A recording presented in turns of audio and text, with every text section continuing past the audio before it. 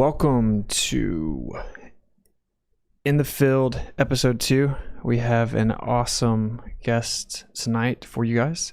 So you guys may know him from, has to be the best documentary ever about geocentrism and heliocentrism. The principal has done tons of work, compiled tons of research, making it much easier to look into that binary.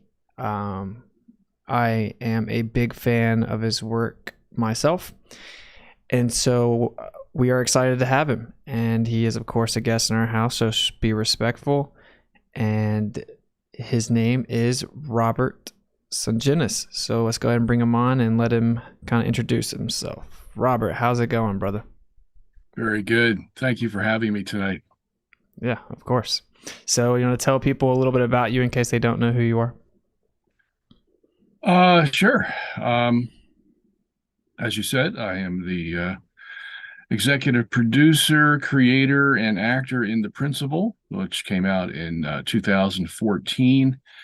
And we were in, I think, 15 cities in theaters before we ran out of money. And that was a very interesting project, probably one of the best that I've put my mind to. We were receiving all kinds of information from major scientists that the Earth was in the center of the universe, from the cosmic microwave background radiation that they were picking up in 3 probes that they sent up. One in 1990, one in 2000,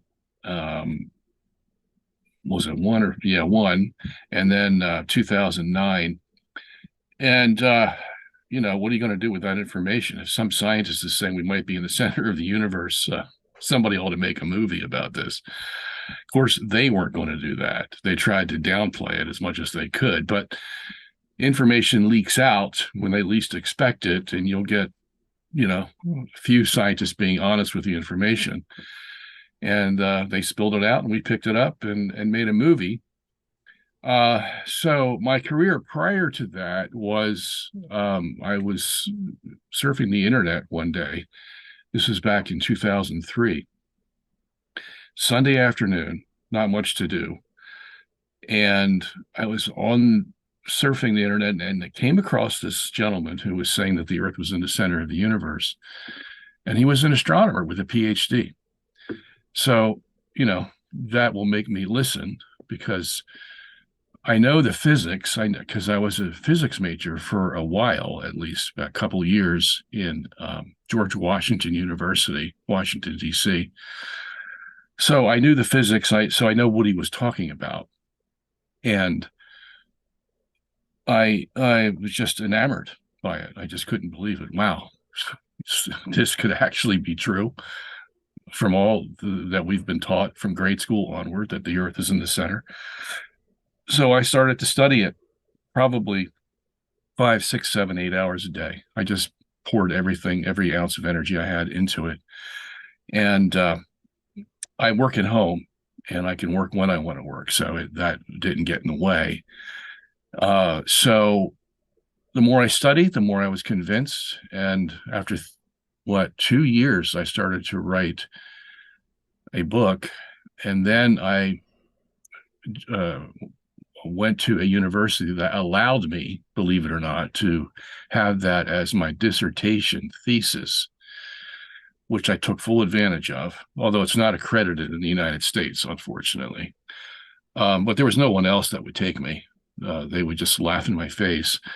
But this particular institution accepted me, and I wrote the dissertation 2.5 years and 700 pages of why the Earth is in the center of the universe. And then I made that into a book called Galileo Was Wrong. And can I show that to your audience, by the way? Yeah, absolutely. Bring it up? Okay. Where is it? I got a lot of books here that I wanted to share with you guys, but here it is here. Galileo Was Wrong. And this is volume 1. and you can Hmm. see it's about 750 pages long, and there's 3 volumes to it. Okay, so there's a lot of information, believe it or not. Um, so I wrote that book, and I was on my way, to telling the world that we've been bamboozled by the powers that be, and here's the truth that's been known since the dawn of time. And when the Enlightenment came along with Isaac Newton, it was turned on its head, at least temporarily, because a guy named Ernst Mach came along and said Newton really had no right to say what he said. And that's the other side of the story, which I want to tell tonight. So I've been in science practically my whole life. My father was a doctor, medical doctor, and I was going to be a doctor like him. That's why I was majoring in physics in college, because that's the weeding out program. Because if you pass the physics, you can go on to medicine. And but suddenly I had a very intense spiritual experience when I was a freshman in college at George Washington, and the Lord came and talked to me. Basically, I couldn't hear anything, of course, but I knew He was there. That's just one of those intense moments in my life that it was so intense that it's almost like it happened yesterday. I can remember exactly what happened and all the details. And that was in 1975. And ever since then, it's been the same. And I felt like it was a burden, not a burden, a privilege, but it became a burden because of the way I was treated for it. But I consider it a privilege to give this information to the world that no one else seemed to be giving. And they had all the reasons why they could, but nobody really turned the page, basically, and keep turning the pages to find out what the truth really was. And I understand there's a lot on the line. Your whole career is on the line. And my career as a Catholic apologist was basically cut into about 1/10 of what it was before, because I pursued geocentrism. I understand that. It doesn't bother me, because I'd rather be a doorkeeper in the house of the Lord than, the captain of the ship or the president of a nation or whatever. It doesn't matter to me as long as the truth gets out. And so that's part of my life and why I'm here tonight, I assume. Yeah. Yeah, absolutely. That's awesome, man. I learned some stuff about you I didn't know right then. The principle was a very eye-opening moment for me. And then, as I'm sure you know, the more you look into it, you find out this has been going on the whole time. This fudging the data to kind of make it look like we're not in the center. It's like incredible once you start looking into it. And you mentioned Newton, for example. I mean, when you go read him, he's like, "Oh, well, I don't know how to explain this, and it must be an act of God and instantaneous action at a distance, effectively without a medium, to interact between the bodies is absurd." And no one could possibly think that. But they don't tell you that in school. So that's why I do admire what you do so much, because I know you had to get a lot of kickback for it, because I have my fair share, and I know how that goes. So anyone that can stand on their convictions in the face of that, I tip my hat to them, So I just wanted to thank you, because I know tons of people have recalibrated how they look at the world because of your work. I didn't realize you were doing it that long. You said you came across in 2003. 2003, yeah. And I get little tidbits from the public that I'm on the right track, even though they don't want to admit it openly. I'll know it privately or secretly. Like, I'll give you an example. There's a friend of mine with his wife who took a plane ride, and they were sitting in a 3-seater. Him and his wife were sitting in 2 seats, and there was this woman sitting in the aisle row. And the wife, who's kind of, he told me she's kind of exuberant and an extrovert, and she'll strike up a conversation with anybody. and just happened to lean over her husband and talk to this woman and say, "Hi, how are you? My name's whatever, and where are you going? What are you doing?" And blah blah blah. You get some kind of those people sometimes on an airplane. And the woman, very cordial, and started talking to her and said, "Well, what do you do, by the way?" She goes, "I work for NASA." And the woman says, "Oh, wow," and they talked about that a little bit. And the husband chimes in at this point. He's my friend, and says, "Have you ever heard of geocentrism?" And she said to him, "Oh, you mean the work of Robert Sungenis?" Nice. Two people never met each other, right? And those are the first words out of her mouth about this topic. So I know they know I'm out there, and I know that they can't argue against what I'm saying. And I've tried many times to debate PhD physicists about this topic, and they won't debate me, okay? Because they know what the truth is. And they've told me, and the major guys in the fields like Stephen Hawking or anybody else, they know that it is true, but they're not going to cross that line, okay? Because why? Well, just like what happened to me, their career's going to get shot to hell in about 3 seconds, okay? Right. So, that encourages me in a sort of indirect way that I'm on the right path. And so I keep going. Yeah, history will reflect, right? Like history will reflect who was speaking the truth. I have a book or two by Stephen Hawking right over there, actually, and he makes it abundantly clear, right, that you can't ever disprove that the Earth's in the center. I think it's crazy. You mentioned, I'm curious what you think about this. So yeah, they would have basically an asterisk beside all the work they've done so far. They would be jeopardizing their professional Are you career. talking about the book he wrote in 2010 called The Grand Design? That is one of the books I have, yes, and I have Stubbornly Persistent Illusion, which is basically a foreword from Einstein, but he writes a foreword in it. Mm-hmm. But yeah, both of those books, yes. And so I think Stubbornly Persistent Illusion is pretty telling too. Mm-hmm. But I agree that obviously people are always going to conform to consensus when their profession is jeopardized. But do you think it's even deeper than that for some of these people, being like spiritual, right? Like it has spiritual implications if you're in the center. That means someone had to place it there. And I think moral accountability comes with that. So do you think that it's like a philosophical bias against a creator as well? Or I mean, that's a broad question, but like a mixed bag? Because that seems, when I watched your movie, I'm like, oh, these people just hate the idea of God, right? They don't want to be in the center. Yeah, I think you're exactly correct. And I've noticed this from the beginning. And like you said, and what I've said many times, if the Earth is in the center, that means somebody with a capital S had to put it there, because it's not going to get there by chance. Everybody knows that. Okay. So the more they can put the Earth out in the recesses of space with no sign saying, here you are, there you go, you don't know where you are, it's just out there somewhere. And it's just a speck of dust compared to the rest of the universe, and just happen to get there by chance and all that. Well, that makes them feel a lot more comfortable that, yeah, maybe we do live in a chance universe. It just happened to be this way, And if that's the case, then I don't have to worry about a God creating it that I'm going to be responsible to when I die.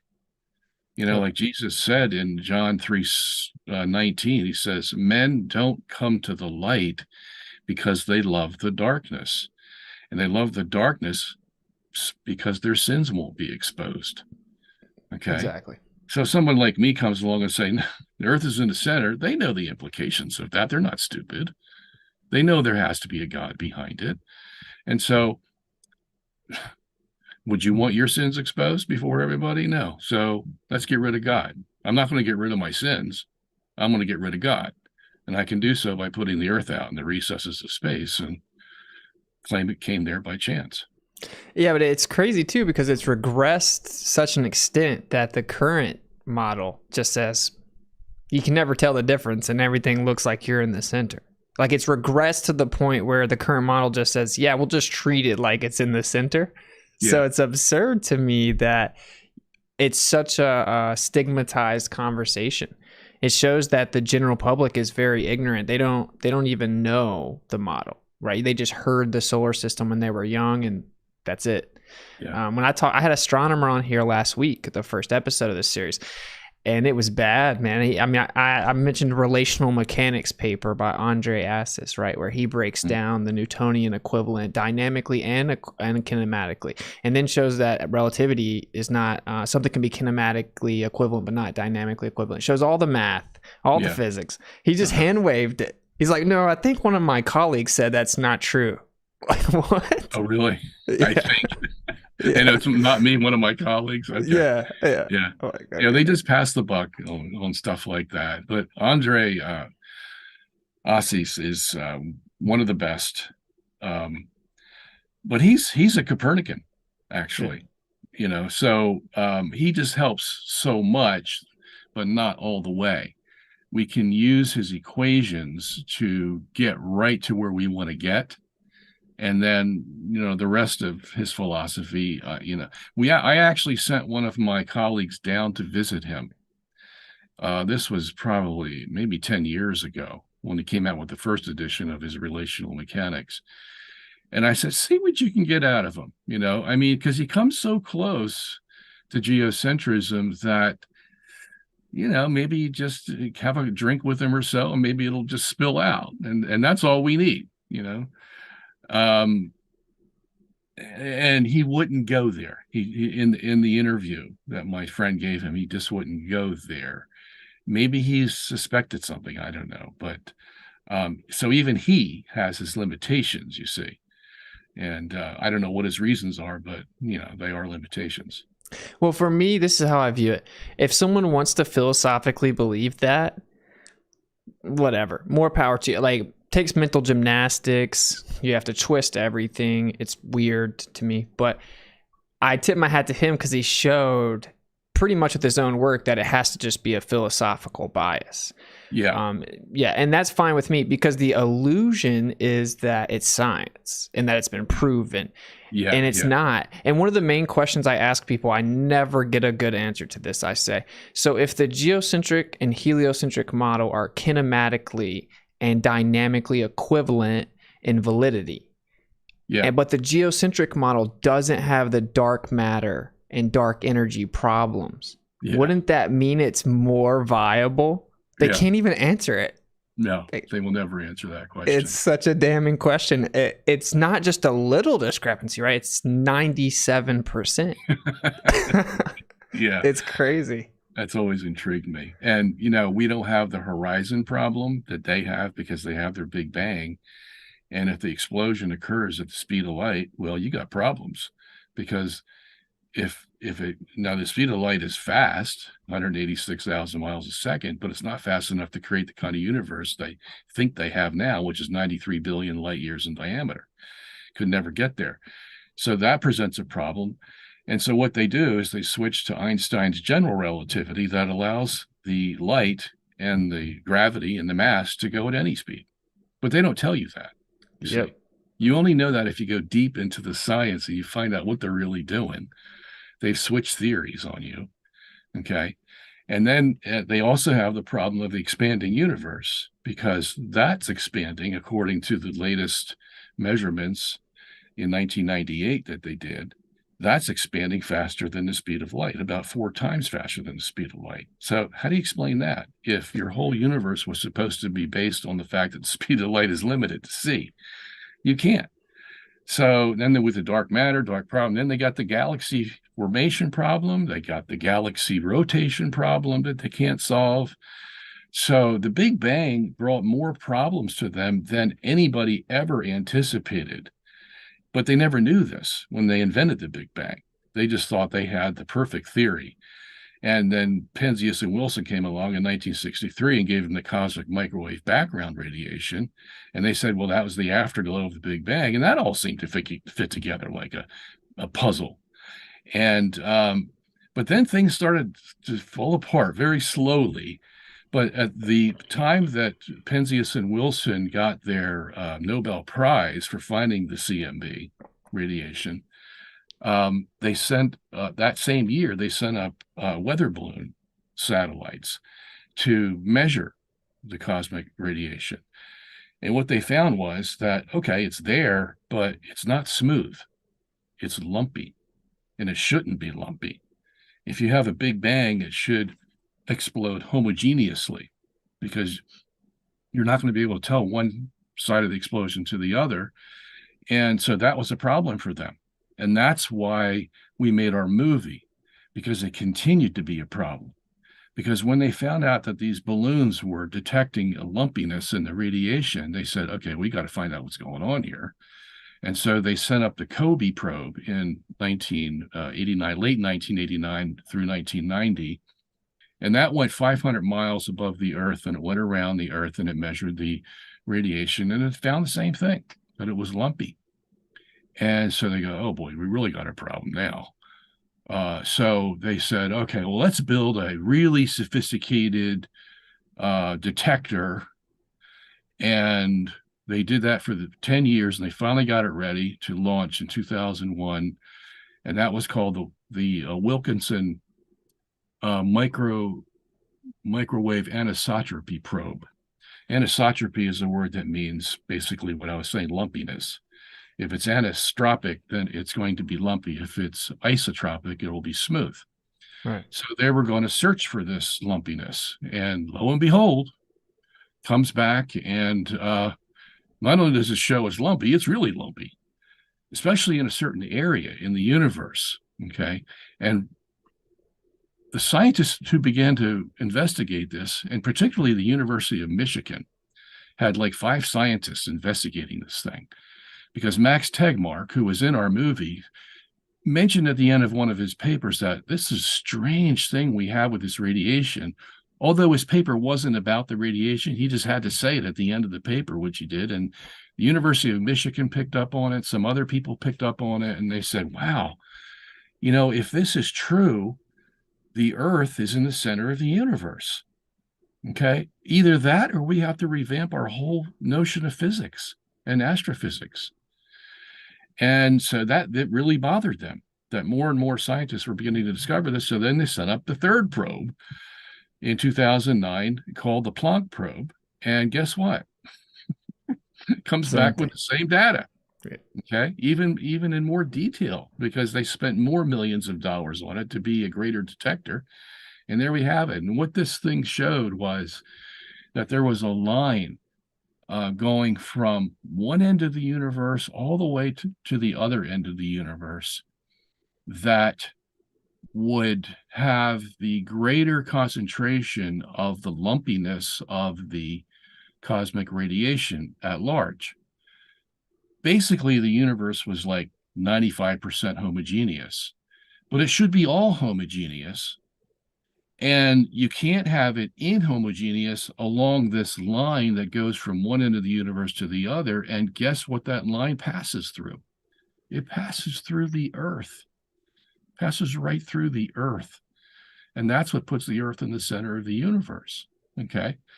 So when that probe came back and they did all their papers on it, they said, okay, well, we got a real problem here. We don't know how to solve it, but we'll figure it out someday. You see, and so that's where we are today. They still haven't figured it out, but that's what's left for us. Well, they haven't figured a lot out, right? Like they haven't figured dark matter out. That's 1933. In 1955, it got even worse with the galaxy rotational speeds. Yeah. That's what I guess is so baffling. This isn't like a few years. This is over a century almost now, where you're just mathematical band-aids that don't work at all. I don't know how long it can last, because I would have thought it couldn't last this long. I mean, you said they may just have to revamp all physics and astrophysics. Well, they've done that once, right? They did that with Einstein. Yeah, they could have just accepted the facts, but no, magic wand of relativity just fixes everything. We'll change all of physics before we let go of the Copernican principle, which is basically a religion. I mean, that's what I call it. It's basically a religious belief. because it's not really about the evidence. It's about the doctrine of men. And I don't know. I don't know how you feel about that. Do you think that they would accept it at any point, or do you think they're just going to keep like rewriting all of physics because they do No, love their wands? they do. And no, I don't think it's ever going to be fixed. And I hate to be a pessimist about this. The only ones that are really going to know this is the truth are those who are open-minded. And that may be the next generation, because the people that are now writing to me and saying, you know what, this all makes sense, are those young people, the teenagers, the people just starting college in their 20s or so. They're looking at it from a whole different point of view, and not the bias and prejudice that has been the viewpoint for the last 100 years. You see, the idea there was to preserve Einstein's theories, special relativity especially, because that was the theory that was developed in 1905 to answer all the experiments that were done in the 1800s that showed the Earth wasn't moving in space. They were started with Arago in the 1810s. Then Airy came along, 1870. Then Michelson-Morley in the 1880s, and then again in the 1890s. And everything showed that the Earth wasn't moving. So somebody had to figure it out for them, because they sure weren't going to go back and kiss the feet of the Pope who had condemned Galileo. They knew that much, okay? Especially Einstein, who was very anti-Catholic. His wife became a Catholic with the 3 kids that they had, and he divorced her. Okay, so this guy was totally anti-everything religion. And Galileo himself was part of an underground movement back in the 1600s that wanted to undermine the Catholic Church. Okay, and so we know where these guys are coming from. They can't accept that the church is the only one that got it right. So that's why I say no, they're never going to change. This earth will end before these guys ever change their mind, unless we have a new crop of scientists coming along. And it does seem like the intellectual pressure or whatever of conforming to heliocentrism is rampant, where I mean even the church, every church has conformed their doctrine to heliocentrism at this point. And it's like also omitted that it seems like Galileo flipped before he died, right? Like he seems to disavow the heliocentric model on his deathbed. And I mean, why does no one know that? Why does no one know the true history? It doesn't really make sense. That part of Galileo's life was hidden for 400 years. It's crazy. Okay. I'll tell you the story. He is under incarceration, very, very gentle incarceration by the church, by the way. Nobody tortured him or anything like that. And it was in 1639 that Galileo had a very intense spiritual experience with God. And he became a true Christian. He was not one before that. Okay. And one of his friends, Rinuccini, came to him and said, we found proof that the earth is not in the center of the universe. And it's just like you said before, blah, blah, blah. And Galileo just, I can just see it now. Galileo looking at him said, nope, that ain't possible. And he gives them all the reasons why: scientific, theological, biblical, in a 3-page letter. And he sends it to Rinuccini. And Rinuccini says, Rinuccini is very upset, and he erases Galileo's name off the letter, just in case someone might find it in the future to see that Galileo admitted this. Now, fortunately for us, he didn't do such a good erasure job, so we can still see the outline of Galileo's signature on the letter, right? But this letter was confiscated and hid until the 1900s. And it wasn't until, 1909, that the first sighting of this letter was made public, okay? And of course, what's the press going to do about it? Well, they're going to, ignore it, just like they ignore today all the stuff that we're finding that they've been doing. They ignore it, and so the public doesn't know. And then they did another release in 1968. And by this time, you can put it into a computer maybe, and it's preserved there in digital, and that's what we have today. And I only found it in one book of all the books that I researched on Galileo. And so that tells you how obscure that is. But we can see why it's obscure, because Yeah. the very saint of modern cosmology turns out to be their devil and our saint, you see. So yeah, that's what happened. Yeah, it's very interesting. I blew my mind when I saw that letter. And also with Copernicus. Copernicus himself, he was like just naked eye observations, which is typically omitted. No one makes that real clear. He just was using naked eye observations. And he's like, it's really not important that this model is true or even plausible. It's just convenient for the math, and we can make that it's convenient for certain explanations. So we're told as if he was this like amazing genius scientist that discovered it. No, he didn't. He said I can make the math work this way. And they say it's more elegant, but in fact it's not, right? Yeah. The geocentric model is a million times more elegant, like the galaxies completing a circuit once a year. Well, that's beautiful. That makes sense, that it just completes a circuit around us once a year. Yeah, so I think it's crazy. All the main characters were kind of misrepresented what really happened. Yeah. So with Copernicus, he actually didn't invent that at all. It was from the Greeks. The Greeks were divided. Some were heliocentrists, like Pythagoras in the 6th century BC. Some were geocentrists, like Aristotle. And Ptolemy was, of course, a geocentrist, and he came in the 1st century AD. One of the geocentrists back in Aristotle's time was Aristarchus of Samos. It's a little island off of Greece. And he made it, it looks just like Copernicus's model. Okay. So what Copernicus did, and he was enamored with the Greeks because of he was sort of cultish, Copernicus, even though he was a canon of the Catholic Church. He had a lot of cultish ideas in his head. And one was he was enamored with the Greek heliocentrists. And so he copied Aristarchus's work, and doesn't really mention Aristarchus in his book, and it makes it appear as if he invented this. And this was in 1510 when Copernicus first started to write the book. And by the time he got done in 1543, okay, that's 33 years later, he realized that he did not prove heliocentrism, and that, in fact, the very thing that he had accused Ptolemy of doing, that is using epicycles to make the model work, Copernicus had more epicycles in his final model than Ptolemy did. Yep. Okay, so I mean, these kinds of things you don't read in high school's, history books or even college history books. You got to go dig deep to find this stuff. And he didn't even know whether he wanted to publish it or not.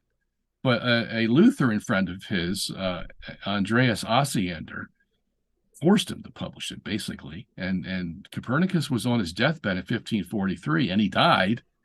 And Osiander published the book after Copernicus died. Okay. And right then, the church got in onto the act because it was publicized. And they eventually put Copernicus on the list of forbidden books. We had two cardinals, Cardinal Spina and I forget the other guy's name, but they were dead set against it and told the Pope, this guy's just spouting nonsense. And they read his work, so they know what he did. And Copernicus's book basically gives the thesis of the book in the first 20 pages. And then after that, it's just nothing but mathematical gibberish that you could do without. And that's it. And he did no, like you said, he did no personal observations. I mean, you say he had his eyesight. He didn't even look into the sky. That's how this model arrived. He just took Aristarchus's work, put a little fudge factor in there a little bit, and then voila, we have the heliocentric model without him looking at any planets or any stars at all during this whole time. Okay. So Yeah, that's part of the that's story. crazy. Yeah. I didn't know the him dying prior to it being published part. That's Yeah. very interesting. Hmm. What people will of course say to this conversation is, well, who cares what happened back then? We have science now. Well, understanding what happened is important to know where it came from. And then also, relativity is still the current model. So if you want to talk about going back to the early 1900s, you got to. That's what you got. And no one will ever. Do you agree that no one could ever come up with something better than relativity to try to save the heliocentric model? Because in the face of Michelson-Morley, it really just has no choice but to claim something like relativity. I guess we would agree for sure that there does seem to be an ether, right? Oh yeah. Yeah. That's something that's been shown over and over and over again. And one of our greatest scientists, James Clerk Maxwell, in the 1860s, who created our electromagnetic equations that are still used today, believed that the electromagnetic waves travel through an ether. And he said, as long as the ether is stable, then you'll have a stable c. That is a stable speed of light. But if the ether moves, then the speed of light's not going to be stable. Okay, so we know ether exists, and this whole story about Michelson-Morley. First of all, what we should say is relativity is not something. Just because Einstein used relativity doesn't mean relativity didn't exist before. Okay, Right. because we know all about relative motion. If you've ever ridden on a train and you see a train next to you, that it looks like it's moving, but it's actually your train that's moving, and it's that train that's standing still. Or it could be the opposite. It could be that train's moving and you, or that train is standing still and you're moving. Okay, could it be either one? That's relativity in a nutshell. Yeah. Okay, so we can't deny that fact, but what science does is it will use that truth and distort it to support their preferred view of the cosmos. And that's what Einstein did. Okay. Basically, Einstein had two choices: either the speed of light is constant or the earth is constant. That is, it's not moving. Okay. Now, if you were Einstein and you hated Christianity and you wanted to be a man of the world, the top of physics, which one would you choose? Yeah. That the earth was constant or that the speed of light was constant? Well, you choose the speed of light being constant because that's going to make you famous. That's going to solve the problem of having to kiss the feet of the Christians. And we can start a whole new physics that way, you see? And that's basically what he did. Started a whole new physics, turned Newton upside down, started a whole new physics, and that's where we are today. And whether we're ever going to get out of it or not, that's another story. Yeah, it remains to be seen, man, because it's difficult even talking to people with credentials. Of course, Einstein had to flip flop on the speed of light, but discreetly, like you said. If you read Relativity Special and General Theory, which I know you know, he just slides in there that the constancy of a velocity of light in vacuo can no longer claim unlimited validity. Yeah, Just slips yeah, it in there, and he's like, "Oh, but don't worry, that doesn't debunk relativity, I promise." And then just moves on, and like yeah, no one knows about that. No yeah. one. Like I'm talking astrophysicists, Oh, astronomers. I know. Yeah. They have no idea. They I, think I'm I'm the one crazy. who has to educate them to what general relativity really says, It's because all crazy. they're taught in their postdoctorates, whatever it is that there's only one way to look at general relativity, and that's the heliocentric way. But they don't realize the moment they say the word relativity, that means that Einstein, and by his own admission, was required to give the geocentric alternative because that's what relativity requires. If you're going to talk about relativity, that means you got two competing systems and you don't know which one's right because general relativity can't tell you. Okay. So, and this is the whole comical thing about Einstein's theories is that the special theory invented in 1905 was specifically to keep the earth moving. No matter what those experiments said, we're going to keep the earth moving. So that means there's no ether. First time in history somebody said that. No ether. I'm going all the way back to the Greeks, by the way. Oh yeah. Yep. No ether. Speed of light is constant, not the earth. And in order to have these, we have to increase the length of the moving object. We have to dilate the time. That means increase the time, and we have to increase the mass of the object in order to make all this work. Okay, which is absurd in itself. And then as he's going from special relativity, trying to fit that into everything, and it's not easy. He realizes that it's not working for the rest of the universe. It only works for special frames, which they call an inertial frame, where there's no gravity, no inertial forces, no nothing. It's just a perfect environment. And that's how this theory is invented, in that kind of perfect environment. That's the only place it's going to work. But what place in the universe do you know that's like that? There's gravity, inertial forces, all kinds of things out there. That's the real world. So Einstein discovered that, my theory doesn't fit into the real world. It only fits theoretically into the perfect world of an inertial frame. So what are we going to do? Well, we have to invent another theory called general relativity. And guess what that does? Well, like you said, it makes the speed of light variable. It can go any speed. It's not held to 186,000 miles a second. He admits that in general relativity, because as soon as you have gravity and inertial forces in the mix, that changes everything. Okay. And guess what else? He takes back the very ether that he rejected in the 1905 special theory.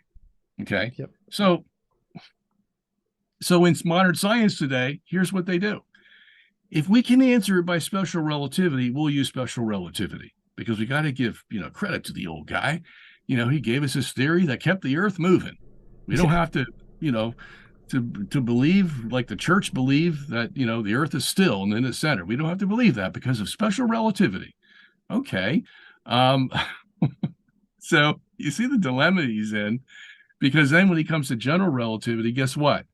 He admits that the earth could be in the center and the universe turns around it every day.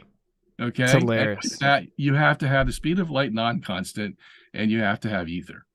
And he admits that. You see. People, and like I said, when I talk to credentialed people that do look at the sky as a profession, they don't know that. So that right there speaks volumes. Like I read this quote from Evolution of Physics, right, in 1938. As the word ether has changed its meaning many times in the development of science. At the moment, it no longer stands for a medium built up of particles. Its story, by no means finished, is continued by the relativity theory. And of course, he also explains that he misspoke when he asserted the non-existence of ether. So it's like, well, that's right. Yeah. It's funny, man. It's funny because there is obviously an ether. The way I see it, I think that the ether that people previously interpreted was very close to correct. I have a slightly different. I think that things don't actually permeate through the ether as much as light kind of is a modality of the ether and all this stuff. But there certainly is an ether, and we've shown this. Like I have here. Yeah, I'm sure you've heard of Robert Laughlin. Oh yeah, right? One of my favorite books. Yeah. I mean, he just comes straight out and tells you. Yeah, there's an ether. Yeah. See now, here's a guy that won the Nobel Prize in 1993 for physics, Robert Laughlin. Okay, so he's got the credentials to write in his book that Einstein's first theory was without ether. Einstein's second theory was with the ether. And he's trying to be polite in the book by saying, well, that's a major contradiction. He doesn't say that. He just sort of, skims over it without hurting anybody's feelings and says, this is what we got. We do have an ether according to general relativity. So how are we going to deal with it? And then he goes on the rest of this book and he tells you how you're going to deal with it. Yeah, and he says something to the effect of the term is taboo. So we don't call it that, which is unfortunate because it's rather perfectly fits what we think of as a vacuum. And I asked physicists this too. I asked them, well, if there's free space impedance, so in a vacuum we have impedance. Yeah. Well, what doesn't it require like some type of substance, like substantive quality to impede? And they just don't answer me. They literally don't answer. Because of the ether debunks heliocentric model, you would agree, a substantive ether. It would tend in that direction. I mean, I couldn't honestly say that you could not make it work with ether, okay? Because ether is just a medium. Now, it would hurt Einstein's special relativity, of course, and this is where the rubber meets the road. Because if he's accepted ether in the general theory, that means that the special theory is no longer able to answer the experiments that showed that the Earth was standing still in space. Because the special theory said that they were wrong because there is no ether. So therefore, Michelson really couldn't be measuring anything in his 1887 experiment. So there's no way that he could tell whether the Earth was moving or not. So we don't have to pay attention to that experiment. But if the ether does exist, then what Michelson was measuring was that the Earth wasn't moving through it. You see? But you don't hear anybody admitting that in the physics curriculums today, that the general theory just contradicted the whole basis for Einstein's saying that he doesn't believe the Earth is standing still. Okay? Yeah. So they don't even accurately depict the Michelson-Morley experiment at all. Right? They just say it debunked the ether. Well, like that's no, what it they're didn't taught in actually. School, you see. Yeah. Exactly, like the astronomer school, last week. That's what he said. He's like, "Oh, it debunked the ether." I'm like, "No, one of the solutions is that the Earth is not moving." And he fought it for a second, and then he's like, "Oh yeah, you're right." Once I broke it down, he did admit it. Oh, well, gee, hey, he's live. Gone further than I've gone with some of these guys. He has no choice live, I guess. But I guess what I'm saying is, I can't conceive of a way that you could have a substantive ether and then not get a fringe shift if the Earth is going around, or the sun, right? Because if it's substantive, it is going to create impedance on that light going the other way. And I think that's why they're scared of it. Personally, I think that they're scared of it. Now, they were really caught in this again in 1925 when Michelson, who was bent on hell to get this thing proved one way or the other, did another experiment. And that one was supposed to measure the rotation as opposed to the revolution of the Earth around the sun in his 1887 experiment. Okay. Right. So you may know about this already, but I'll tell it for your audience. For the 1887 experiment, what did they get? Well, they called a null result because it was nowhere close to what you would get if the Earth was really revolving around the sun. They just got a fraction, like 1/10 or less. Okay. And of course, you can't present that to the public as proof that the Earth is moving. Okay. So it was called a null result. And then 1925 comes along, and Michael says, let me do one where I try to measure the rotation of the Earth.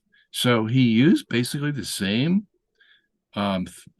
scientific basis for the experiment, ether causing wave interference of two light beams. Okay, so the design was basically exactly the same as the 1887 experiment, except he just reoriented it to catch the rotation instead of the revolution. Okay, so basically you just have to turn it like maybe 90 degrees or so, just the apparatus to measure this rotation. So what does he get? What's the results of trying to find the rotation? Using ether now as the basis for wave interference, what's the result? He found 98% of what he needed to show that there was a rotation. Okay, so he's scratching his head now. He's like, what are we going to do? I'm using the same basis experiment, and one doesn't show a revolution, but the other shows a rotation, almost a full rotation. In 98%, that would be like sigma 5 or 6, in scientific terms. That's the certainty you have that you proved what you set out to prove. And so how do you fit this then in the heliocentric model?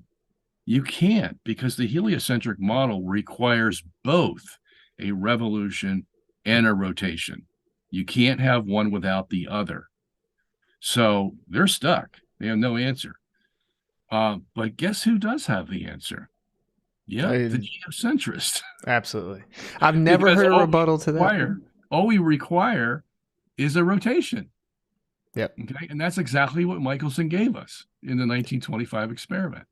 I've But it's never not had a going to. rebuttal, man. Like, how do you combine Michelson-Morley lack of detect from an orbit and the Michelson-Gale-Pearson detect the rotation? Same principles of the ether, Mhm. interferometry. Well, There's only you one are, explanation. excuse me to say this, but you are way up on this more than most people that I talk to. You seem to know the details of everything that's going on. So I commend you on that. Yeah, well, that's a big thanks to you because you compressed a lot of the info for me. And then I just dove in to where you pointed, and even your YouTube channel has stuff on it that's very enlightening.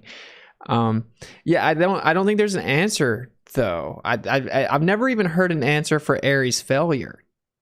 Now Yeah. I have the luxury of interacting with a lot of these physicists because they have the luxury of kind of remaining anonymous. It's like on Discord or whatever. Like I can verify their credentials, but they're not on the spot like where you are right now. It's difficult Mhm. to get someone sitting in that seat.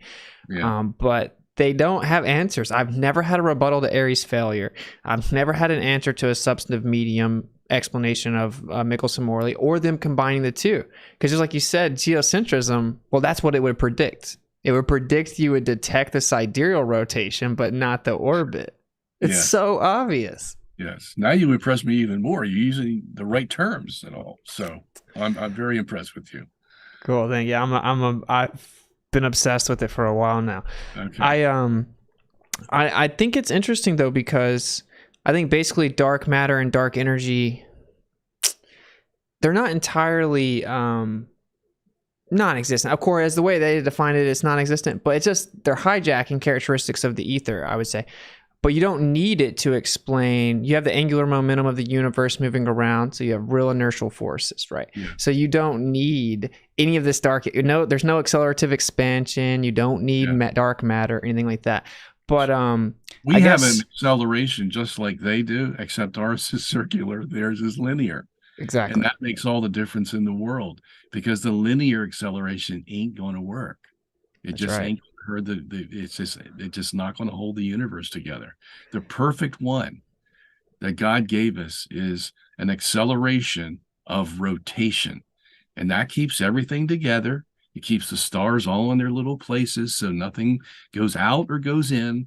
It keeps the sun revolving around the earth because all those forces created by the rotation of the universe are placed on the sun. It's going to keep it right in that circular orbit. Nothing's going to change it.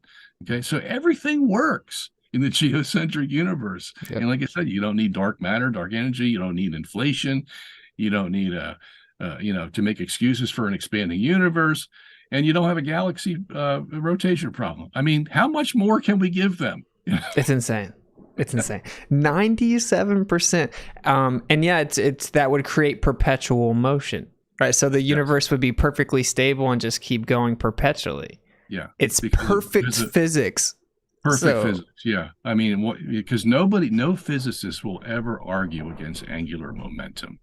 Everybody knows that that has to be preserved, and so if that's the case, and you got a rotating universe, then there's your solution. It's never going to slow down because of the angular momentum. right. And we solved the problem, okay, that they have with their Big Bang universe. And it was never really a problem. That's what's so crazy. That's why the history is important because it was just always the answer. And it was known, like you said, even the Greeks acknowledged an ether and specifically that there was a vortex in the ether. Aristotle talks about that. So I find it baffling that now we're in 2023 and we've shown there's an ether. We can look in a vacuum chamber and there's an ether. There's a Casimir effect, attractive and Yeah. repulsive. There's Yeah. electromagnetic energy in the vacuum. It's so obvious. Yeah. Well, you know I don't what? know. What we should do is go back to Newton because this was the key that opened the door to heliocentrism. And everybody thought that the matter was over once Newton came and gave his equations. And here's what happened. And everybody should know this because The people that you talk to are going to come back with, well, Newton showed blah, blah, blah, blah. Okay. But they don't know the full story of Newton, which we want to tell them. And that is this. What Newton said was that the universe is absolute. Space is absolute. That means the universe is absolute. And if it's absolute, it can't move. Okay. If it's absolute, it can't move. All right. So what he did then was, after the universe is absolute, then what does that say for our solar system? Well, that's not absolute. Why? Because things are moving. We can see them move across the sky every day. Okay. So what he did was he separated the universe from our solar system. And now our solar system became the laboratory for how he was going to show that the Earth had to go around the sun. If you exclude the rest of the universe, and there is no universe to worry about, then Newton is right, and we will bow our bodies to him. Okay. But here's how he did it. So in our solar system, isolated from the rest of the universe, you have this big sun that's 1,000,000 times bigger than the Earth. And we know that mass is going to create gravity. And the more mass you have, the more gravity you have. And if that's the case, then the sun has more gravity than the Earth. And that means in order to escape the gravity of the sun, the Earth has to go around the sun at a certain speed. And we know it's 30 kilometers per second. Okay. So with that, the isolated solar system and the bigger mass of the sun, Newton wrote in his book, I have proved Copernicus. I have proved heliocentrism. That's what he says. I have proved it. And I can put an equation on it that nobody else has ever done. All these other guys, Copernicus, Ptolemy, Aristarchus, Kepler, Galileo, they all talked in geometrics, and they used trigonometry a little bit, but nobody ever used algebraic or calculus to figure out what the actual mathematical equation was that makes these bodies move as they do. He was the first in history. Now, you might say Aristotle might have been the first because he had one where it was similar to Newton's, but not exactly. Newton came up with this equation. It's a very simple equation. F equals ma. Force, that's what's going to move the object, the force, equals the mass times the acceleration. So what that means in terms of the Earth and the sun is the sun has great gravity. It's pulling on the Earth. So what acceleration does the Earth have to keep getting away from the sun? It has to go at least 30 kilometers per second. And when it goes around in a circle, it's called an acceleration. I'm not going to explain why, but that's just the way physics works. And you have to know the mass of the Earth. You have to know the mass of the sun. You put those in the equation and you come out, voila, the Earth has to go around the sun. And everybody's just going, whoa, man, nobody's ever said this before. This is amazing. And Immanuel Kant was praising Newton up and down. He was the greatest philosopher of the day in the Enlightenment. And that's when all this was taking place, in the Enlightenment, which was like late 1600s to about 1900 or 1800, I mean. And so everybody was just, okay, it's settled. It's over. It's over. You know, the church was wrong in condemning Galileo. Copernicus was right. He just didn't have, the elliptical orbits that Kepler gave him, but it's settled. It's over.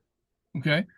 So for 200 years, everybody's believing that the issue is over and Newton's proved the Bible wrong, the church wrong, the Greek philosophers wrong, like Aristotle. Everybody's wrong. Newton got it right. But 200 years later, almost to the day that Newton published his book, The Principia Mathematica, along comes this guy named Ernst Mach, a well-reputed physicist, first-class physicist of his day. Everybody respected Ernst Mach. And he said, here's Newton's big flaw. the first thing he said was that the universe is absolute. Sorry, bud, but you can't prove that. And if you can't prove it, you can't put it into your equation.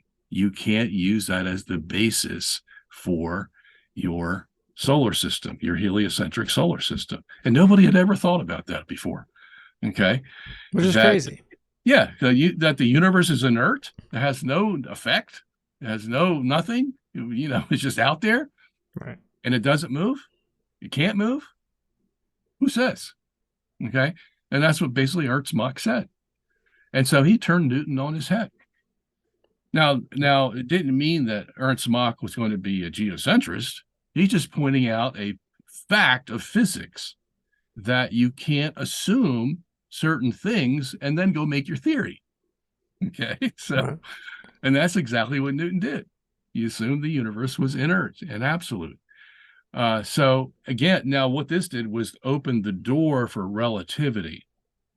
Now, relativity can't tell us which one is right, but at least it can tell us this, that the Earth can rotate in a fixed universe, or the universe can rotate around a fixed Earth. It gives us those possibilities. So it basically brought geocentrism as a viable scientific theory back into the discussion, you see, whereas before everybody thought that Newton had gotten rid of it permanently. And now we know something different.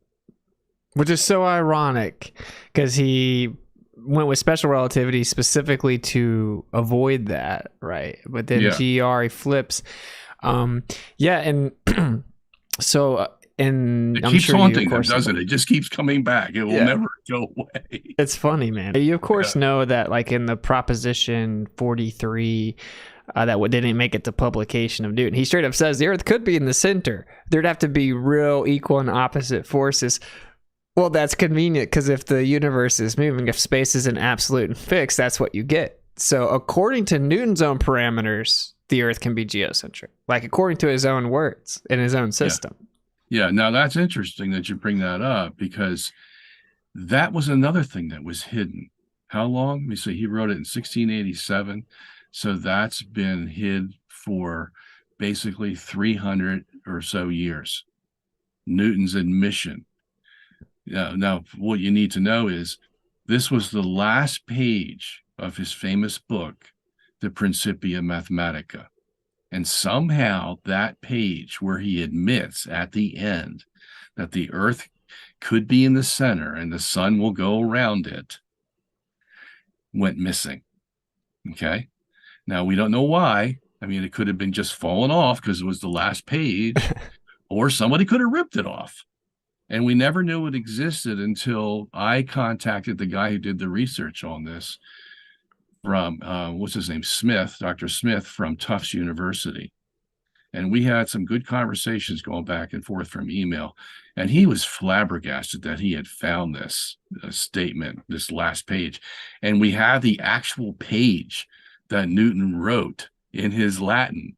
And he's crossing out sentences and rewriting them in between the lines. And it's just so cute, I mean, to see the actual thing.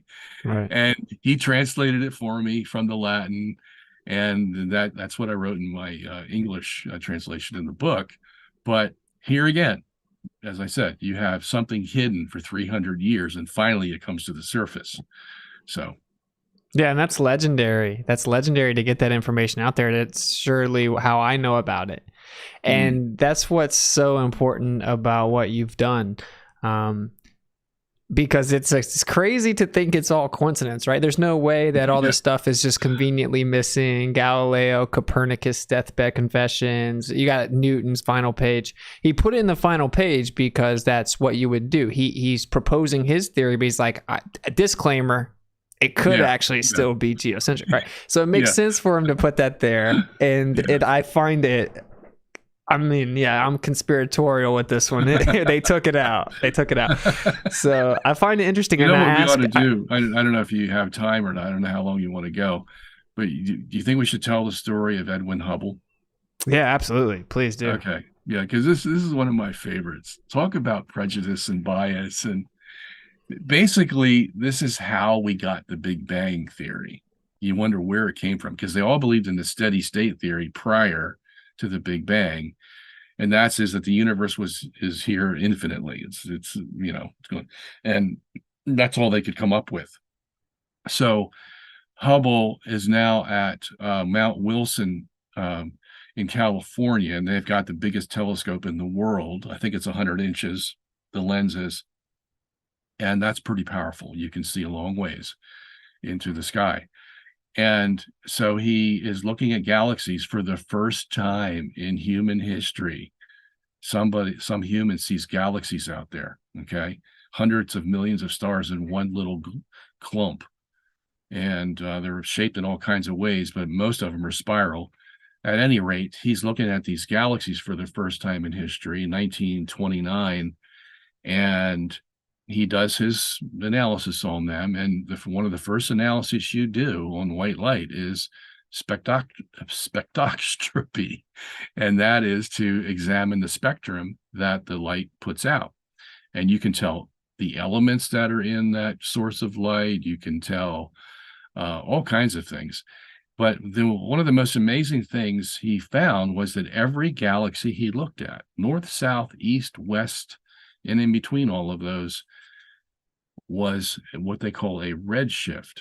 Now, a redshift, the best way to explain it is we all know what a rainbow is, correct?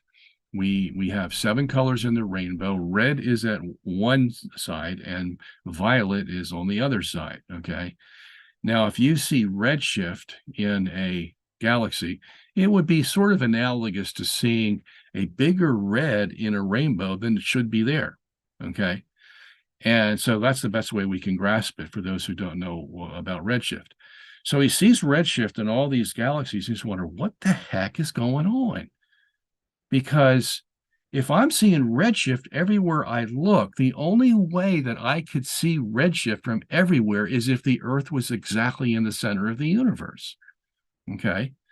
Because if that wasn't the case, and as you probably know, in Stephen Hawking's book, The Grand Design, written in 2010, he admits the same thing. He says, because if we weren't in the center, then we would see blue shifts as well as red shifts in these galaxies. But we don't. We see red everywhere. And he admits, yeah, that means, Hawking admits, that means we're in the center of the universe. Okay. Now, neither of them like this idea. Hubble doesn't like it. And in his 1937 book, The Observational Approach to Cosmology, he writes that he doesn't like it. Okay. And he says, this is a horrible situation. This cannot be accepted. We will only go this direction as a last resort. And he uses language like, wow, this guy's really upset at the scientific information that he's finding through observing the universe. And that's the title of his book, The Observational Approach to Cosmology. Well, come on, man. That's what you're observing. What's wrong with that? Yeah. Well, it puts the Earth in the center, and we can't live with that. Okay. Yeah, it makes me wonder, like, what was that guy up to? You know, they called it horrific. I mean, those are the words he uses. Dude, that's not science. Unacceptable. Can't have this. So what are we going to do about it? Yeah, and one of the things I hear is, well, Hubble was a long time ago. We've learned a ton since then. I'm like, oh, Stephen Hawking. Stephen Hawking also. Yeah, he picks it up. And there's a few others that pick it up too, because they see the ramifications. Yeah. So Hubble is trying to figure out, how do you get rid of this? Well, you can't, except one way. And that is you dispense with a Euclidean universe of 3 dimensions, okay, height, width, and length. And you use a 2-dimensional universe. And you get there by using Riemannian mathematics, because that deals with 2 dimensions. Now, it's all theoretical, of course, because you can't have anything that exists unless it's 3 dimensions. Okay. Right. Let's just, say that up front. But that's the only way you're going to get the Earth out of the center in this case, because what you do is you make the universe into a balloon. Now, how many dimensions does a balloon have? It has 2. Okay, because it's a curved surface. It has no middle. The only thing that's in the middle is the air that's keeping the balloon a balloon. Okay, so that's what you get by using Riemannian mathematics. or Riemannian geometry. And so we have this balloon, that's the universe now, nothing in the center. So we got the Earth out of the center, and we'll put all the galaxies on the surface of this balloon, all around the balloon. And if you blow this balloon up and the galaxies start to separate from one another, what is each galaxy going to see when it looks at the next galaxy? It's going to see redshift. Right. Okay. So voila, man, we have our solution. Yeah. All we have to do is revamp the whole universe. Yeah. And we got a mathematical solution to redshift. And everybody's like praising him, you know? His partner, Humison, didn't like it at all. He said, you just can't make that conclusion. He was pretty good about it. He's being honest with the scientific evidence. You just can't go there and just flip-flop everything just to answer your question because you hate the universe, hate the Earth being the center. And he actually left Hubble. I did not know that. Capitulate. Yeah. And I'm sorry, Humison left Hubble, and Hubble went on his own. And, you know, they're greasing the wheels with Hubble, you know, making him famous. And they put his name on the Hubble Space Telescope to cap it off. Yep. So he was well taken care of. As long as you keep this theory, give us that Big Bang balloon, and we'll be happy. That way we can keep the Earth out of the center. Just like Einstein, because Einstein plagiarized everything. Henry Poincaré wrote relativity effectively before him. And but he saved the model, so he's the genius. He's on posters everywhere. Yep. Yeah, it's crazy. And like I don't even agree with the balloon analogy though. Like it's still coming from a center fundamentally. It's expanding out before you can keep it expanding from the center. Well, they realized that too, and that's when Lemaitre came along and said, okay, so if this is true, then let's reverse the process. Instead of expanding the balloon to create the redshift, let's see what happens if we go back in time and compress the balloon. And what do you get there? Well, you get what Lemaitre called the cosmic egg, where the explosion started from a center point, but didn't have a center point at the end. Now we just have this balloon. Okay, so they were following your logic, but they didn't know what to do with, well, what do we call this thing? Lemaitre called it the cosmic egg, and then Arthur Eddington came along and said, come on now. There's no egg there. There's no, little substance there that's somehow going to explode arbitrarily and give us this universe. So they were going back and forth on this, and they never really came up with a solution. That's why they call it a singularity today. What is a singularity? It's nothing. There's no definition to it. Yep. Okay. When you really analyze it, they won't go beyond that because they know their logic stops. And so they're caught again. Okay. Yep. How can you have an explosion from nothing? It's so dumb. And like even the idea of a singularity, well, relativity can be applied to a singularity, of course. And of course, we know that when they do apply, they apply on infinitesimal, small, flat surfaces and then extend it out and then apply a curvature assumption over time or whatever. But if it's coming from the center and expanding out, then there's a center. If there's a singularity and it expands in all directions, there is a center that's intrinsically a paradox. I get it. And for I guess those that don't know, the way I understand it is if you're in this chaotic universe and you're a tiny pale blue dot, you should see red and blue shift. You should see a bunch of chaos, but maybe specific to wherever it was from the center, right? You would maybe see blue here and red here or whatever. Yeah. But they didn't see the blue. Right, pretty much. In the distant galaxy, they saw a bunch of redshift. So they're like, oh, we got to change everything. So geocentrics say it'll look like this. Heliocentric says it'll look way different. It looks identical to the geocentric. Just change everything. Geocentric's not an option no matter what. It's horrific. Yeah. It's weird. And the other it's thing weird. that I've recently discovered is in Einstein's general relativity, the speed of light increases the farther away the light source is from the center where Earth is in his geocentric model. Okay, so what does that do? Well, if you have a star out there, a million light years away, and I'm just using light years because that's the normal term they use for distance, and that light is, it's discharging its light beams and they're coming toward Earth. Well, star is from the Earth, the faster the light beam will go, according to general relativity. Now, that's something you'll never hear from them. Okay. Right. Because the reason for that is because the high inertial forces there are so great out there at large distances from Earth. Why? Because the universe is rotating. And the closer you get to the edge of the universe, the higher the inertial forces are going to be. The higher the inertial forces, the faster the speed of light. Okay.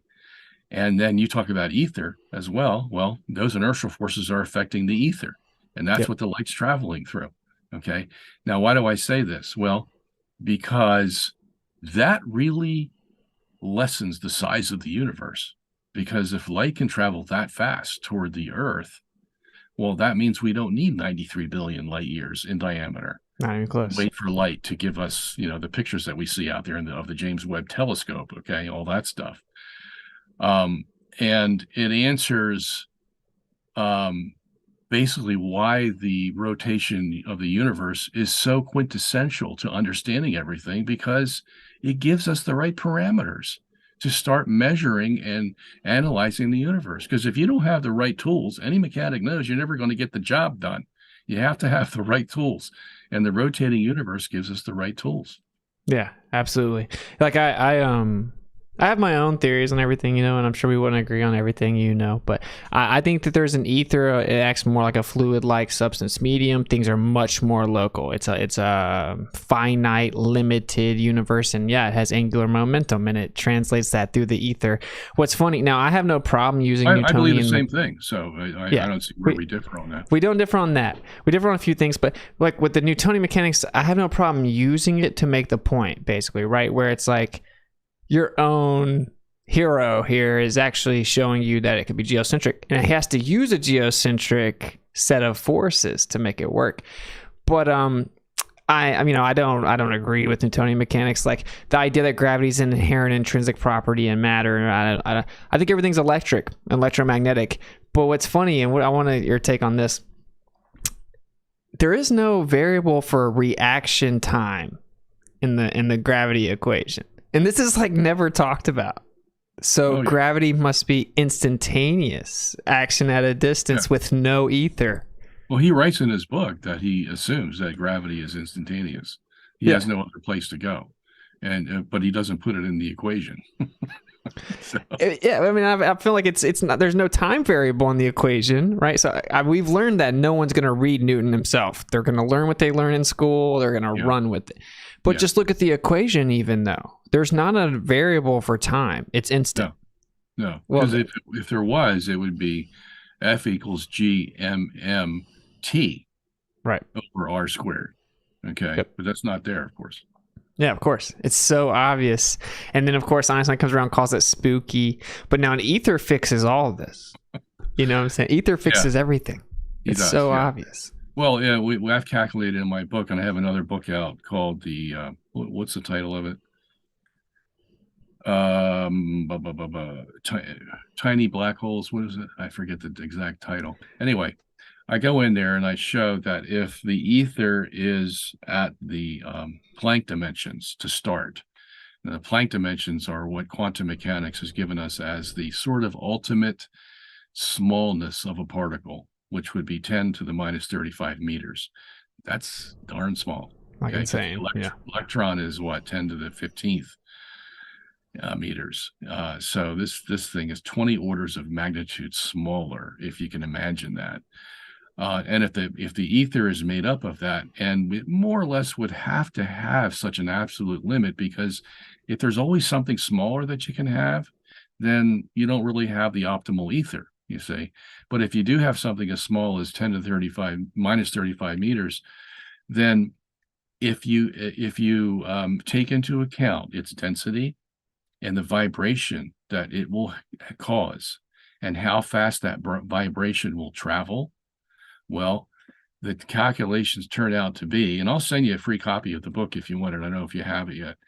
The calculations turn out to be that a gravitational impulse could travel from one end of the universe to the other in 10 to the minus 11 seconds because of that ether. You see, and that's how important it is. And other scientists have pointed out that, look, if you don't have gravity traveling much faster than the speed of light, because that's what Einstein said. If light is the fastest thing we know, then that means gravity can't be any faster than the speed of light.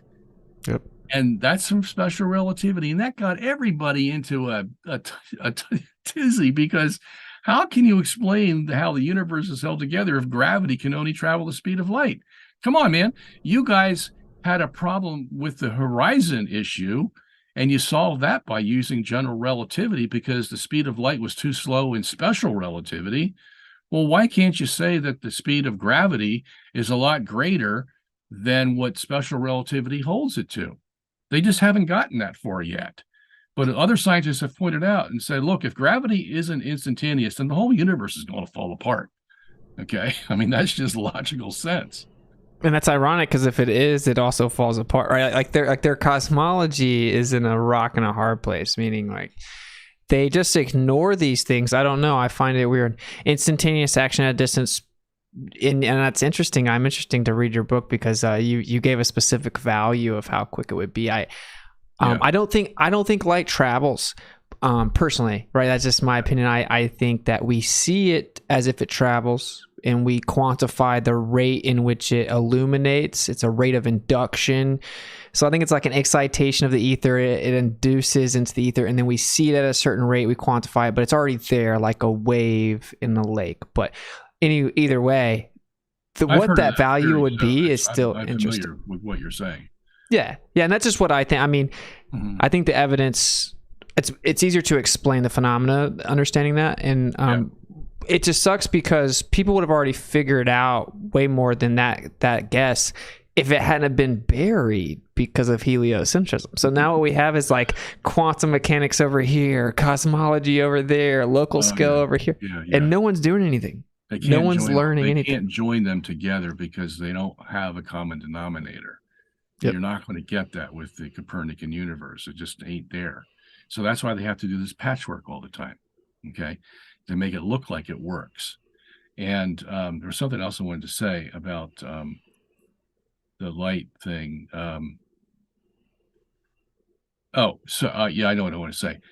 What I'm saying is, I'm not pretending to know what light is, what gravity is. I mean, I have my theories like you do, okay? But what we're saying is, if light traveled, okay, right, it would go at the speed of c near the Earth. If it was away from the Earth a long distance, it would travel a lot faster. And what we're saying is, if gravity travels in waves, and they are not what they call them, what's the term? Translational waves. If they're translational waves, how fast can that gravity actually travel in a translational wave, as opposed to light, which travels up and down in a wave? Okay, transverse, transverse wave. So the answer comes out, if you do all the mathematics, even using c at 186,000 miles per second in the equation, still comes out to 10 to the minus 11 seconds. So that's pretty fast. Right. Yeah. Mind-blowingly fast. Yeah. I actually have a paper you may be interested in reading now. This guy is cramming it into the heliocentric paradigm, as they all do, but his name is Konstantin Meiss, and he proposes in 2022 an electromagnetic gravity theory. And he says, look, there's a mass charge equivalence. He says there is no, it's not a universal constant. Gravity's not a universal constant. It's based on the energy density. Now, he basically calls the ether something else, but I'm bringing that up just to say, and I can send it to you, I'll email it to you, but it's interesting to see they are inching towards an ether because it's inevitable, but they can't marry cosmology with it. Yeah. And the solution is right in front of them. So I think... honestly, I think quantum mechanics may be your best friend, right? It may help you. Yeah. It may come along and help finish your goal because it's the only answer and it's obvious. Yeah. Yeah. Well, I see that's what the beauty of this whole research project is I could use their science to prove geocentrism. It wasn't me making this up. All I did was quote from them what their theories. I got the best of who was saying things out there, and then I could connect the dots, you see. And that's all I needed to do. Let them make the case for me. And that's why my book is full of quotes from these famous scientists. Oh, their only problem is they don't know how to connect the dots. Yeah, But or they have a bias, right? And yeah, that's right. They have a bias. Now I have a bias too. My bias is the fact that being a Christian, I believe the scripture teaches that the earth is in the center and doesn't move. Verified by the church, verified by the fathers that went before them. And now I have the science that can be used to prove it. And you put them all together. Okay, somebody could say, well, you have a bias coming to this. Okay, I understand that. Okay, because I want to prove that what the church said to Galileo was right. And if I can use science to do it, I'll do it. Okay, and that's what this project has been from the time I started 20 years ago. And I think that's why you're blessed, man, because you're the creator is blessing your goal.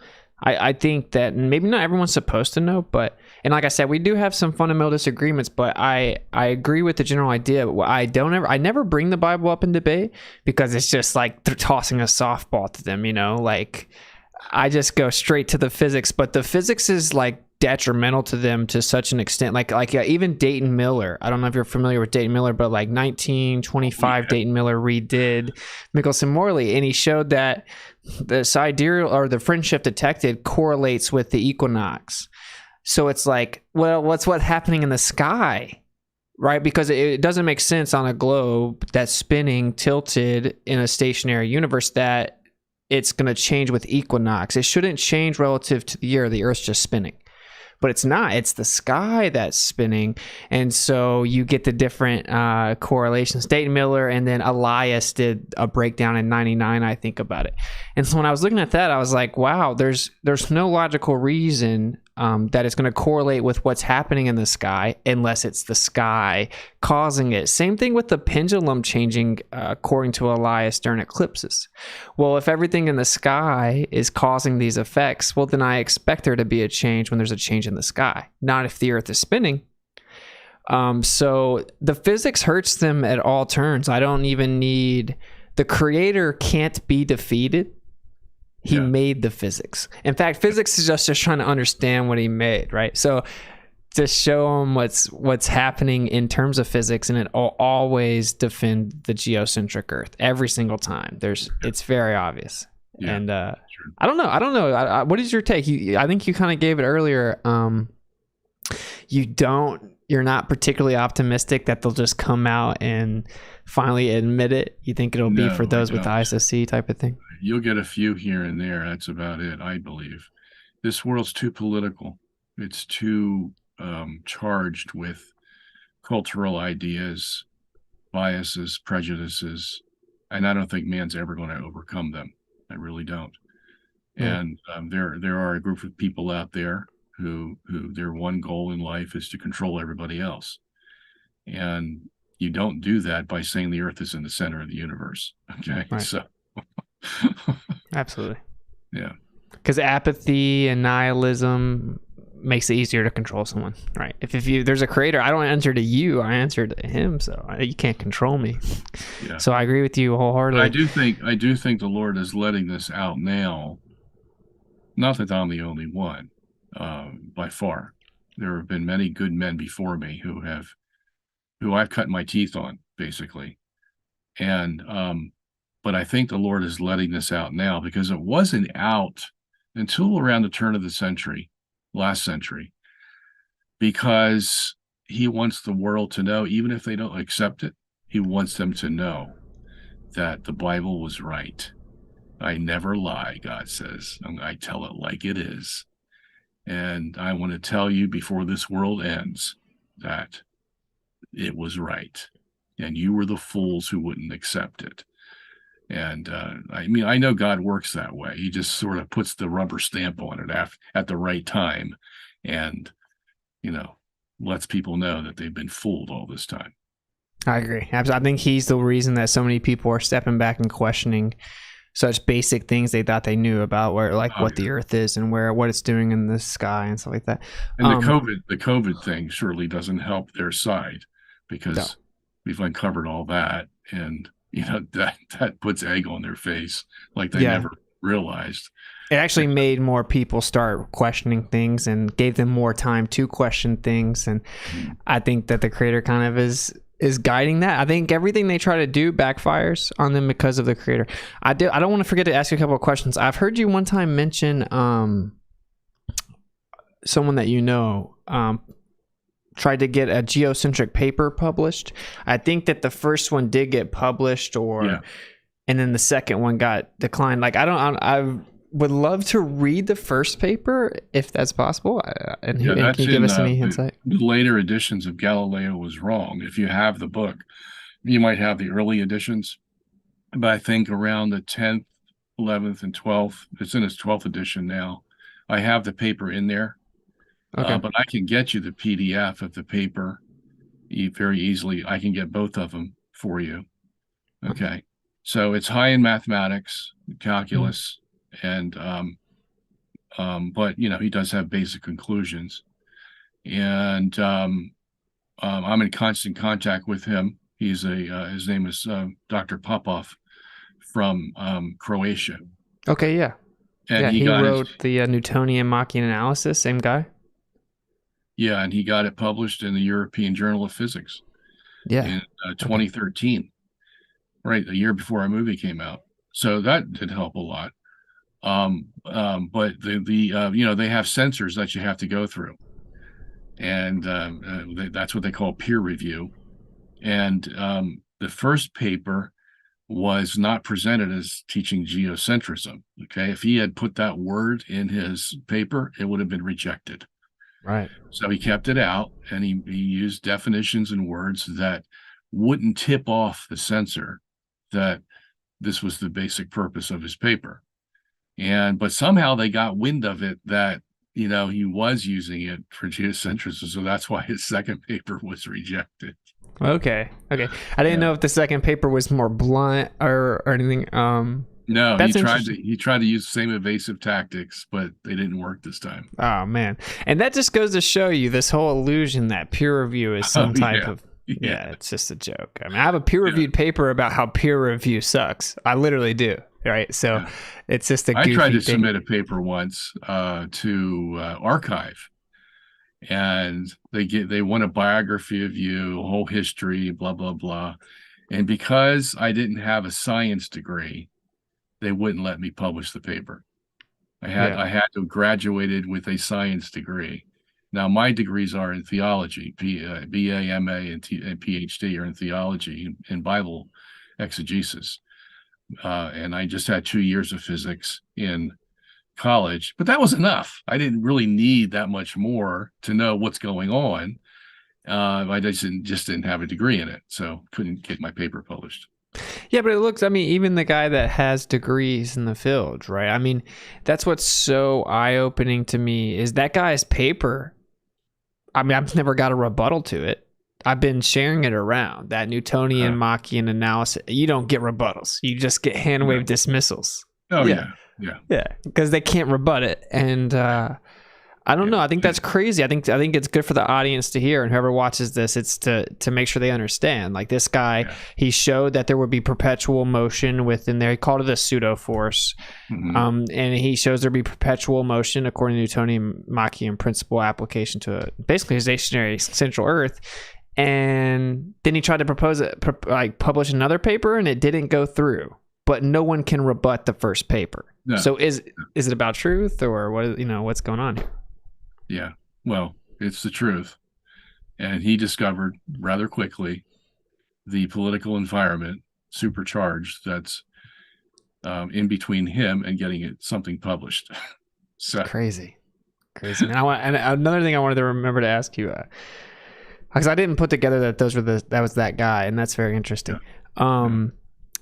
I remember something about how maybe it was CMB when they looked back in the day, they saw that the 23.4 degree relationship with the Earth wasn't local to the Earth. It was all the way out into space. Do you have any idea what I'm talking about? Something about the 23.4 degrees seems to be not local to Earth, which doesn't make sense if it's the Earth tilted spinning, rather it's the universe moving. Does that ring a bell?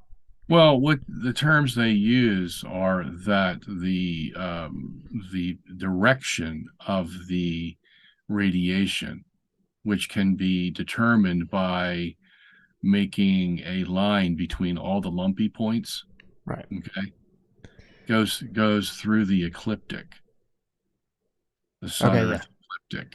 So what Okay. you were talking about earlier, the anisotropic nature of Yeah, the distribution. Gotcha. right. Okay, Yeah. that's what I thought when you were saying earlier. I'm like, wait, that was one of my questions. I think he's talking about. That makes sense. So that you Yeah. agree that doesn't really make sense if it's not local to Earth. I mean, you Well, said something. see, Good. they're basically trying to confuse the issue by saying that the ecliptic is much bigger than the Earth. So this ecliptic goes on into infinity, so to speak, because it's just the plane that connects the Earth and the Sun. And so the CMB is lining up with the ecliptic, not the Earth necessarily. But the fact is that if you have the Earth in the center, then the ecliptic is at 23.4 degrees from the equator of the Earth. Okay. So, I mean, it's just like a shell game, you know. You keep mixing the shells, and somebody gets confused, but it's basically saying the same thing. Right. And the only other factor involved here is that if you analyze the anisotropy in the microwave radiation, you can do it in several ways. You can have a you can divide it into fours, which is what they call the quadrupole. You can divide it into eights, which is what they call the octupole. You can even go further than that. You can divide it into 16s if you want. But any way they analyze the microwave radiation, whether it's quadrupole or octupole, it all basically points in the same direction. There's just a few degrees difference between those two, maybe 1 degree, possibly two, but they all point in the same direction and they all go through the ecliptic. Right. So, I mean, Yeah. they're caught. They're caught. They don't know what to do with it. That seems so damning to me. I like that's why I was that not just game over, but I guess we've covered it in this short stream. There's about 10. They've developed an apologetic, which Yep. is all right. We don't know the answer now, but we'll find it. Like we find all the answers that we need. Hubble found that the redshift was caused by the Big Bang theory. We took us years to find that out, but we found it out. And that's the kind of escapism or passing the buck science that they use now. Yeah. The basic stuff that people say when I bring this up, which is easily refuted, but they'll just Google it. The basic stuff they'll say is, we know the Earth is in a heliocentric model because of retrograde parallax aberration. You obviously don't have to go in extreme depth because I think it's very easy if anyone wants to research that. Honestly, they know that's not true, but if you just want to kind of address those three things, because it's the three main things I hear. Yeah, well, I hear this from scientists all the time. Don't you know, Sungenis, that parallax has long proved that the Earth is revolving around the sun and all this? And when they say that, I know I've got them. Yep. Because that means they don't know the other side of the story. And then when I educate, if they allow me to educate them to the other side of the story, I never hear from them again. Okay. Especially parallax. I mean, that's been their baby for a long time. And I just basically said, do you know what happens if you switch the Earth with the sun and allow the sun to go around the Earth instead of the Earth around the sun? Do you know what happens? They go, no, what happens? Well, what happens is you see the same parallax that you see when you think the Earth is going around the sun. Yep. Same angle parallax. Okay. Well, how can that be? Well, because the sun and the stars are traveling together. And the further they go in their circular motion, the bigger that angle is going to be. Okay. That's what causes parallax. No big deal. And if you want to, I can show you in an animation how it works. Don't bother, or so I'll get some to say, yeah, okay, send it to me, and I'll send it to them. Then I'll never hear from them again. Yep. Okay. And it's so obvious. I mean, it's just so obvious. Same thing with retrograde motion of Mars, usually that they use. You know that retrograde motion shows that the Earth is going around the sun, Mars is going around the sun. Gee, I never thought of that before. You really stumped me. Sometimes I like to do that too. Like, gosh, you're right. I ought to give this whole thing up. Yeah, it's funny. I never thought about retrograde motion. My gosh, how stupid of me. And then I stop laughing and then I start getting serious and I say, did you know that if you have the sun going around carrying the planets with it, you're going to see the same retrograde motion of Mars that you would in the heliocentric system? No way. Yeah, way. I'll send you an animation that shows it's very simple. It's just a matter of geometry is all it is. Right. But see, they've never been exposed to this before, so they don't expect there to be an explanation for it. Their minds have been programmed to think a certain way, and they can't think outside of the box. Okay? And when someone like me comes along who gives them the other side of the story, man, it's just hard to swallow. And I don't know if they think about all the ramifications of being a geocentrist at that point in time, but eventually they do. What are my friends going to think? What are my family going to think? Because I know people that have glommed onto this, seen it as the truth, and they don't have any friends anymore. And their family thinks they're nuts. And who can live under that pressure? Okay, so this is something that's very personal, gets very personal, that you have to take into account if you want to pursue it. Okay. Now, I'm the kind of guy. What you think? Same. And I'm just going to pursue it because I love to pursue the truth. Wherever truth is, that's where I will be. I will try my hardest. I may not have everything right, but I will try to get there and come hell or high water. And that's just me. It's my personality. Okay. So, but I feel sorry for a lot of other people that have had to go through the mill, basically. Yeah, and that's why I respect you so much. I know my audience is like wanting me to bring up our disagreements and stuff, but what I think is super important is that we acknowledge people for doing what you're doing, because I know firsthand it's very difficult to speak, even when you're in your situation. You're more informed, their rebuttals, you can still man their argument better than them. It turns into, I'm sure it turns into you teaching them what they're claiming to teach you, and it gets really frustrating. And yeah, you put a ton of stuff together for me and sparked this in me where I wanted to go figure it all out. So I just wanted to thank you for that. Now I know that we have a fundamental disagreement or a few, like even the true nature of the earth itself. Yeah, like I went out and tried to test it, and something's not adding up. But I didn't want this to turn into that. I want it to just be a cool conversation where you get to lay out your information, because you're a wealth of information. And I really appreciate having the conversation. Say again? You can use me anytime you want. Okay, yeah. Nice. Yeah, for sure. There's this one thing we can agree on. There's this concerted academic effort to where you fit within the current paradigm and push that narrative forward, or you get excluded, mocked, scoffed at, ridiculed. And that's detrimental to science. That's the opposite of science. That's not how we learn what's really going on. And I admire you for standing up to that, because I know it's not easy, man. Firsthand, I know it's not easy. Yeah. No, it's not easy at all, but I can sleep well at night. Let's put it that way. Yeah.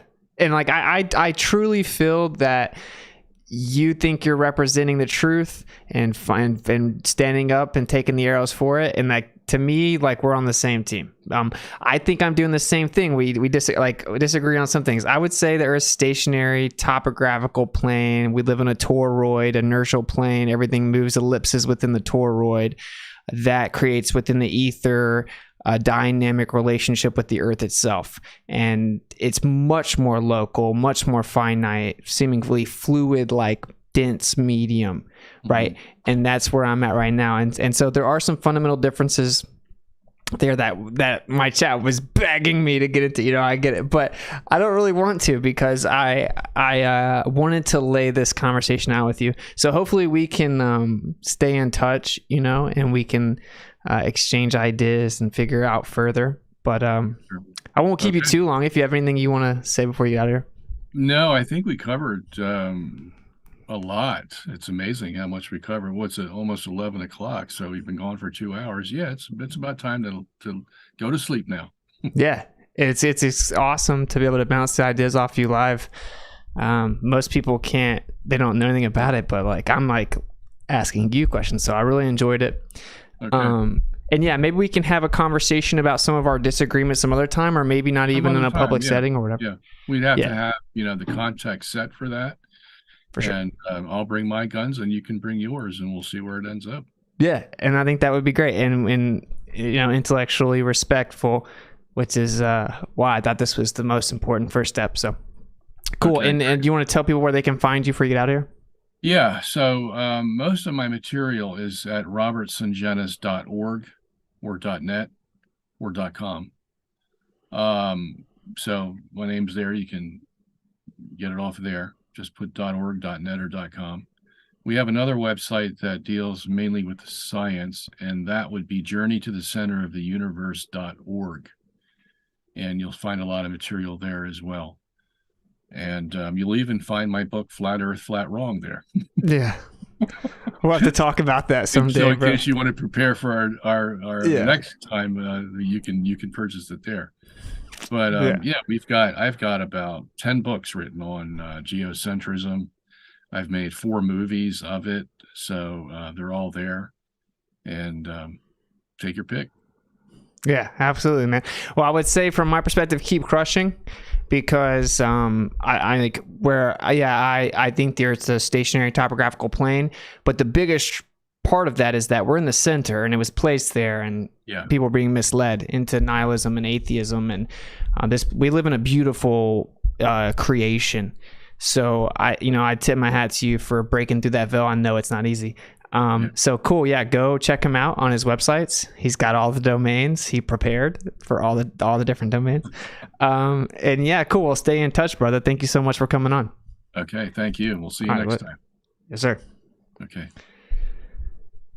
All right, family. Nice conversation. Yeah, that's good. You're a very good host. Thank you. Let me wrap this up, and then I'll come right over here. Thank you guys for kicking it, and hope you guys enjoyed it. Robert Ladle's gravy. We could have talked all night, to be honest. I'm going to go ahead and wrap it up right there. Thank you guys for kicking it. Seek and speak truth unequivocally. Like I always tell you guys, the weak find contentment in the consensus of ignorance. So who cares what other people think? The entire purpose of the show is to show that you can have intellectual conversation even when people don't fully disagree. You can be respectful. It can be productive. It can be like higher level conversation. That's the whole MO of the show. I think we accomplished that tonight as we did last week. So thank you guys for kicking it. If you want to support the channel, links in the description. You guys get it. And we'll go ahead and run the outro. I'll catch up with you guys Sunday morning for the Witsit's Biscuits and Gravy show. Later.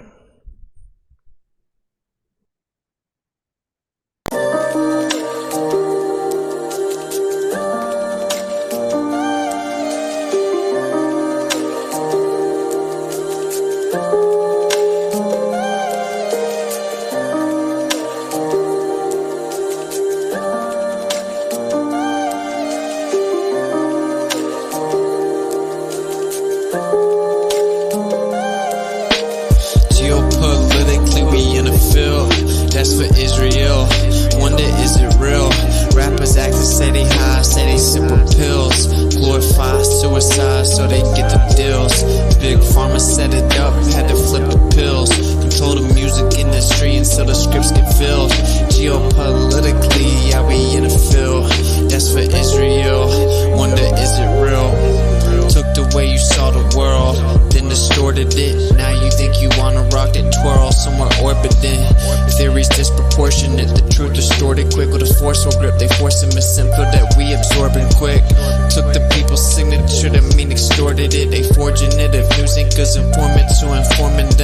there's a surplus, but they tell us there are shortages. Credit economy mortgages, dollar that's supported with empty fortresses. But what's important is this: we courting ships, important gifts, of course it is. But extortion is in accordance with an assortment list of foreign tricks, we ignoring which informant this, informant this. It looked like we were snoring tricked. Pedophilia and the government endorsing it. Yeah, eugenics is exactly what abortion is. You just vilify those insubordinate. Way to matrix engineer, that's unfortunate. Geopolitically we in a field that's for Israel. Wonder is it real? Rappers act as say they high, say they sip with pills. Glorify suicide so they get the deals. Big pharma set it up just to flip the pills. Control the music industry until the scripts get filled. Geopolitically, yeah, we in a field that's for Israel. Wonder is it real?